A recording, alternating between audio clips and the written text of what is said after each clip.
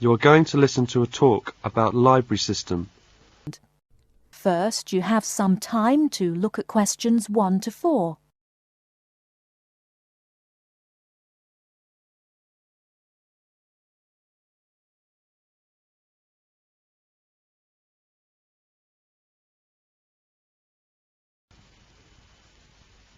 Right, everyone, my name is Kathy Smith. I'd like to give you a brief introduction about the library system.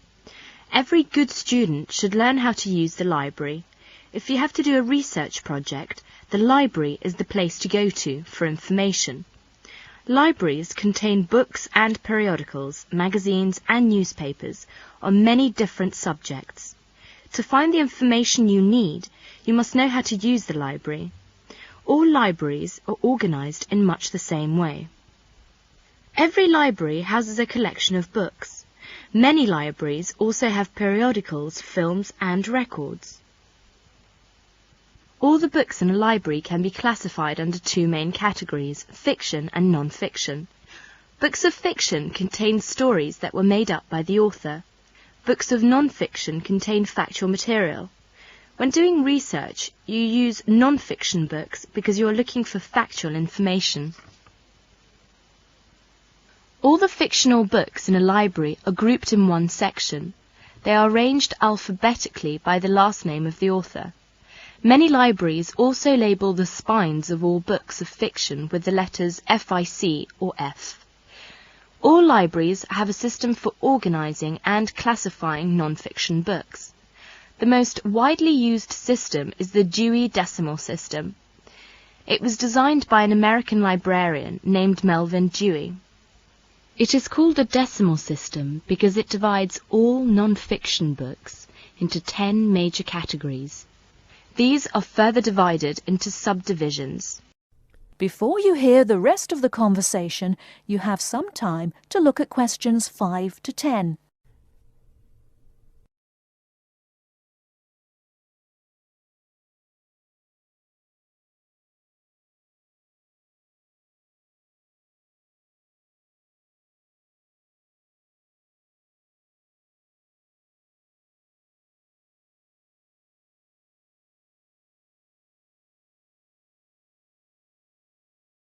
Now listen and answer questions 5 to 10.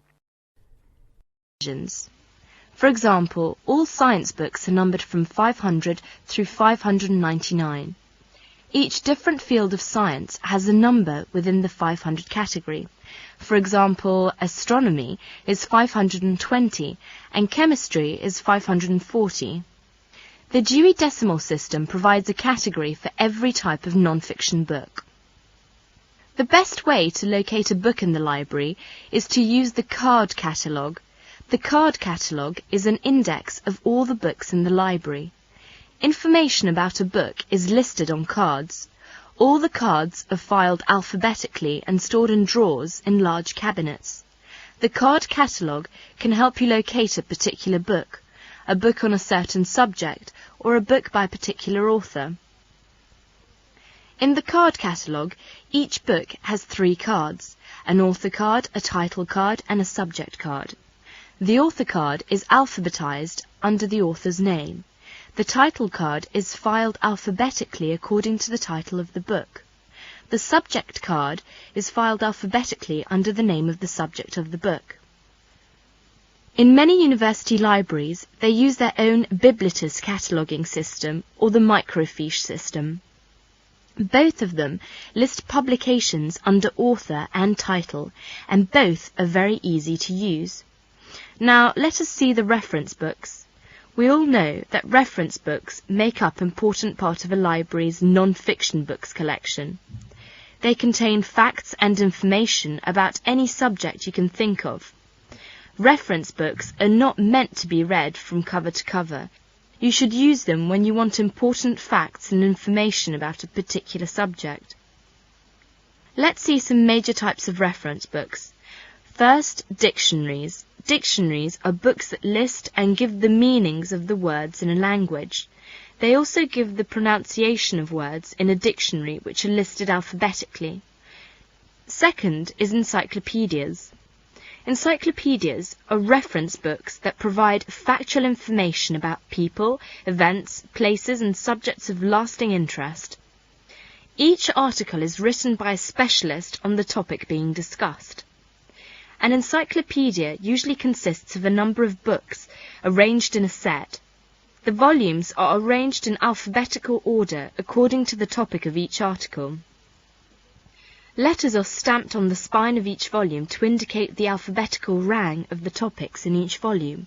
For instance, if you wanted to find information about the moon, you would look in volume 8 of the encyclopedia pictured here. Next is atlases. An atlas is a book of maps. It may contain many different kinds of maps. The maps in an atlas are often arranged alphabetically by country or continent. Almanacs are also a type of reference books. An almanac is a book that contains recent statistics and summaries of information on a wide variety of topics. It is published annually. Information is listed alphabetically by subject.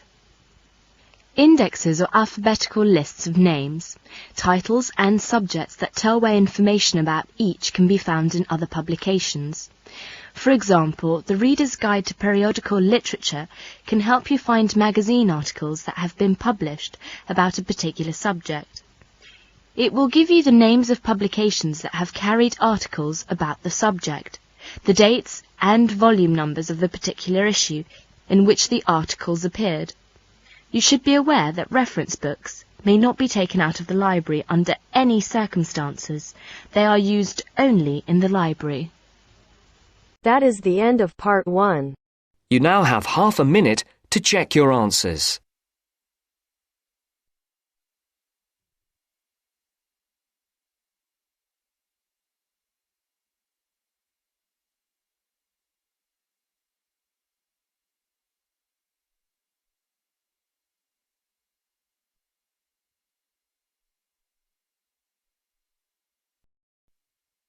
Now turns to part 2. Part 2. Listen to the guided tour commentary and answer questions 11 to 20. You now have some time to read questions 11 to 20 first.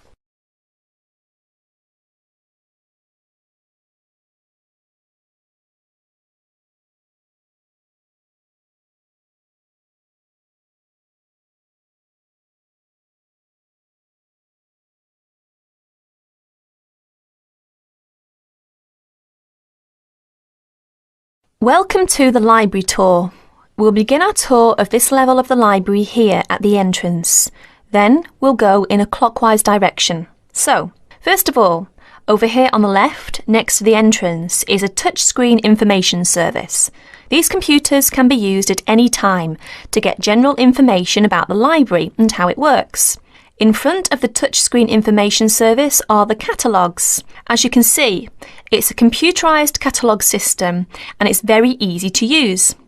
The catalogues are linked up to the other libraries at the university, so make sure you check which library a book is in when you are trying to locate a particular item. Next, along here on the left, we have the circulation desk for borrowing and returning books. The returns area, the place for returned books and other items, is at the end of the circulation desk, near closed reserve. Closed reserve, as most of you probably know, is a collection of books that are in high demand, so they are on restricted circulation. If a book is on closed reserve, you can only borrow it to use within the library for 3 hours at a time. Over there in the corner are the shelves for newspapers. The library has an extensive collection of local and international English language newspapers. They are kept on those shelves for 1 month and then stored elsewhere. As we continue on our tour, around to the right, this large central section is the reference section. Reference texts cannot be borrowed for use outside the library. They must be used within the library. All these shelves in the centre of this level are the reference section. Now, the stairs here on the left lead to level 2 only. On level 2 are most of the law books. To go up to the other levels of the library, you have to use a lift. Beside the stairs are the restrooms for this floor. Now, as we walk around this corner to the right, this large room on the left is the Audio-Visual Resource Centre. You can come here if you wish to listen to a tape or watch one of the library's videos. Next to the Audio-Visual Resource Centre is the photocopying room. There are 15 copiers for student use, and we've recently added a colour copier. The system for copying uses cards, not coins. You can buy a photocopy card from the technician in charge of the photocopying room or from the information desk if he isn't here at the time. On our right, these work tables are for student use, especially for small groups to work together, or you and your colleagues can use the conference room, which is that small room there next to the lockers. You can work on group projects in the conference room without disturbing anyone, and there's a conference room on each level of the library. The round desk in front of the lockers is the information desk. If you need help using the catalogues or you need to organise a loan from another library, the information desk is the place to come. And finally, here, beside the exit doors, these two shelves contain current magazines and journals. Like the newspapers, they are kept here for a time and then stored elsewhere. OK, that's the end of the tour of this level of the library. I'll leave you to look around yourselves now, and if you need any further help, please ask at the information desk. That is the end of part 2. You now have half a minute to check your answers.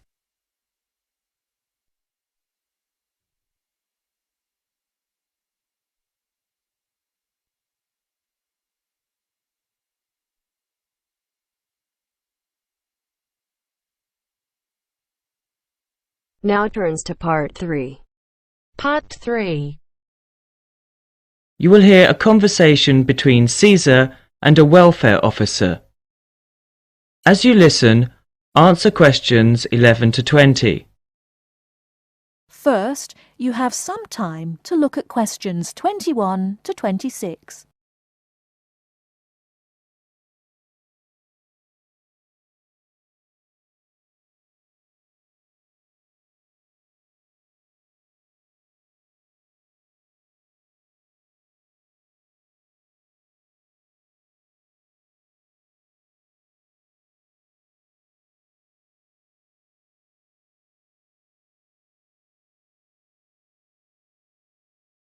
Now listen carefully and answer questions 21 to 26. Good afternoon. My name's Cesar Bautisto. Hello, I'm Wendy, one of the welfare officers. Can I help you? Yes, I have to move out of my accommodation in 2 weeks, and I can't find anywhere else to live. Okay, I'll need to know some details about your current situation. I'm an overseas student from the Philippines. The college gave me a temporary room for 1 month. I can't find anywhere else, and I have no money. Have you told the college about your position, or asked them to let you stay longer in your accommodation? No, not yet. I didn't think that would be possible. Well, we can contact the accommodation service on your behalf to see if they'll let you stay a little longer, until you can find an alternative. Thank you. But I'm not sure that I can find another place, as they all ask for money before moving in, and I don't have any. Yes, it is usual in this country for landlords to ask for up to a month's rent in advance. Don't you have any money at all? Hardly any. I'm waiting for my grant cheque to be sent from the Philippines at the moment. It should have been here for me to collect when I arrived in Britain, but it seems to have been lost. You can apply for emergency loan from the union if you want. The loan can be for up to £200, and we ask for a post-dated cheque for the same amount to be given to us, so that we can recover the money once you receive your grant cheque. That would be very good.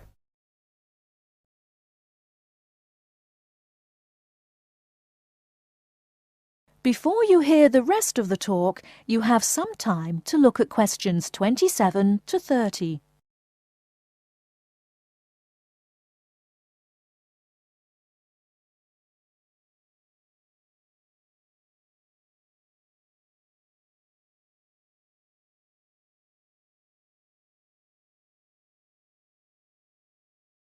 Now listen and answer questions 27 to 30. I'll apply, but I'm still worried about how to find new accommodation. As I said earlier, we can ask the college to extend the time you're allowed to stay in your present accommodation. They may refuse, of course. Then what will happen? If the worst comes to the worst, the union may be able to provide some very short-term emergency accommodation. If you want me to, I'll contact one or two of the addresses on the notice board and arrange for you to visit them. But what if they ask me for the rent in advance? I only have £90 left, and I need that for food and books. It'll be all right. By the time they actually need the money, we'll have your emergency loan ready. Just fill in this application form and write me a cheque for £200, please, payable to the student union. Right, I'll do that. Thank you very much for your help. I'm feeling more optimistic now.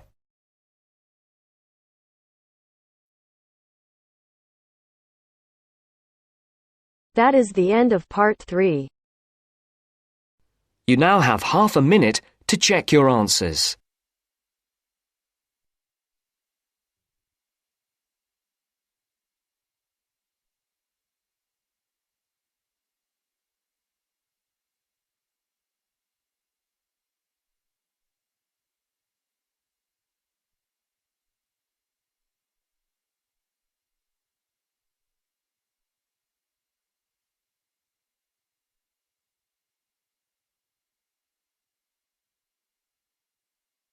Now turns to part 4. Part 4. You will hear a postgraduate psychology student talking to other students about a job satisfaction study he has investigated. Before you listen, you have some time to look at questions 31 to 40.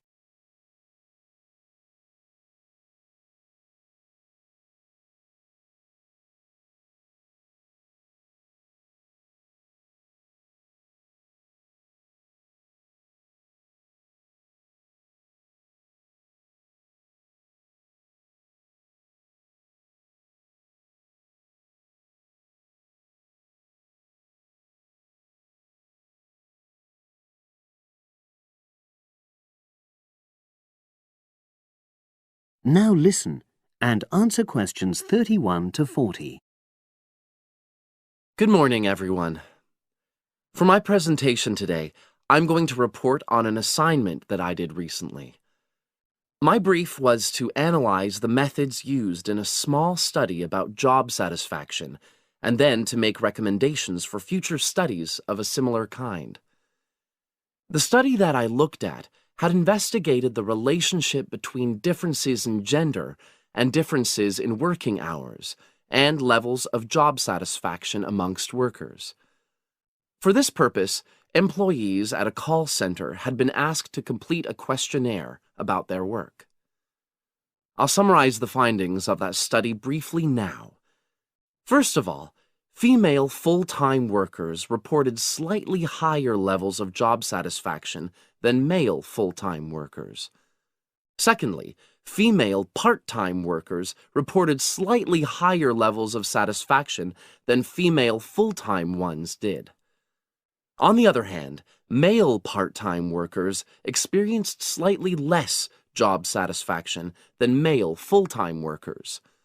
But although these results seemed interesting and capable of being explained, perhaps the most important thing to mention here is that in statistical terms, they were inconclusive.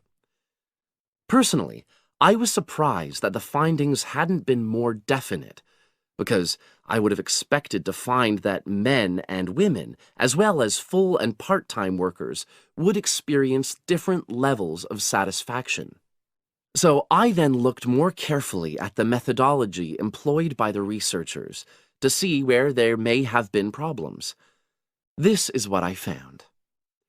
First of all, the size of the sample was probably too small.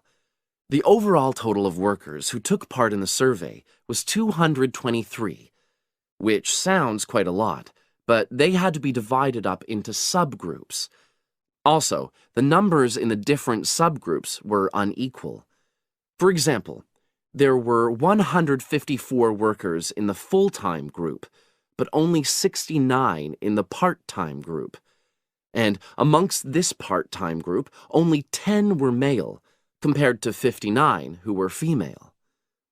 Secondly, although quite a large number of people had been asked to take part in the survey, the response was disappointingly low.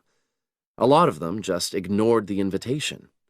And workers who did respond may have differed in important respects from those who didn't. Thirdly, as the questionnaires had been posted to the call center for distribution, the researchers had had very limited control over the conditions in which participants completed them. For instance, their responses to questions may have been influenced by the views of their colleagues. All these problems may have biased the results. In the last part of my assignment, I made recommendations for a similar study, attempting to remove the problems that I've just mentioned. Firstly, a much larger sample should be targeted, and care should be taken to ensure that equal numbers of both genders and both full and part-time workers are surveyed. Secondly, the researchers should ensure that they are present to administer the questionnaires to the workers themselves. And should they require the workers to complete the questionnaire under supervised conditions so that the possibility of influence from other colleagues is eliminated. Finally, as workers may be unwilling to provide details of their job satisfaction when they are on work premises, it's important that the researchers reassure them that their responses will remain confidential, and also that they have the right to withdraw from the study at any time if they want to. By taking measures like these, the reliability of the responses to the questionnaires is likely to be increased, and any comparisons that are made are likely to be more valid. So, that was a summary of my assignment. Does anyone have any questions? That is the end of part 4. You now have half a minute to check your answers.